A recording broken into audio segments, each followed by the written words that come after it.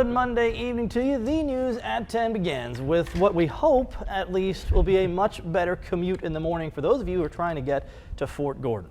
News Channel 6's Mike Miller was there to tell us the story, but Fort Gordon officials have announced that Gate 2 will reopen tomorrow for rush hour traffic, and that will help those traveling from the Grovetown area. It was closed starting today and was supposed to remain closed due to Defense Department furloughs, but that was before this happened. Traffic backed up for miles trying to get through the gate through Gate 1 this morning. Now, some commuters say they sat in the bottleneck for more than 2 hours. Mike Miller is back from the fort and live in the newsroom with tonight's big story.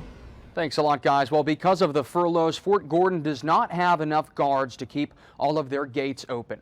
Fort Gordon only had 2 gates open during rush hour this morning. That caused major traffic delays for anyone wanting to get into the installation. But Fort Gordon leaders quickly came up with a solution. You know, I don't think that we really knew what the outcome was going to be this morning. Fort Gordon personnel are starting to feel the effects of furloughs. But the 20% cut in hours isn't just hitting their wallets, it's testing their patience. Super frustrated. I'm gonna have to get to work a lot earlier. I'm already late.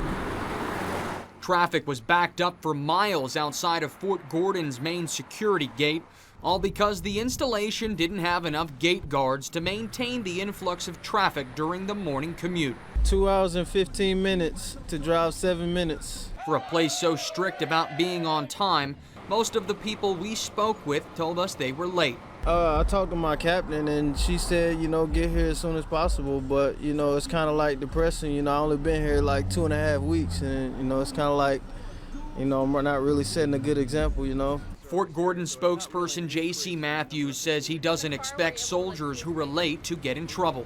We've got a lot of terrific leaders out there with the flexibility and the common sense to understand when a soldier is doing what he's supposed to do and when a soldier is affected by external events. Fort Gordon leaders decided to open another gate Monday afternoon, which proved to be a success as there were no major traffic delays outside of the installation.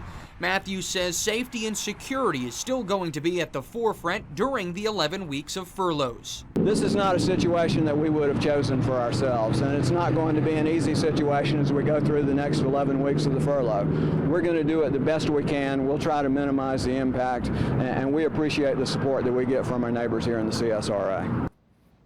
All right, Gate 2, which is in Grovetown, will now be open from 5:30 to 9:30 a.m. Monday through Friday for both in and outbound traffic. On weekday afternoons, that gate will be open from 3 to 6:30 p.m.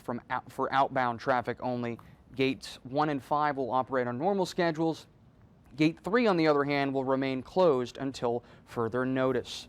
John, back to you. All right, Mike Miller live in the newsroom tonight. Speaking of traffic trouble, we got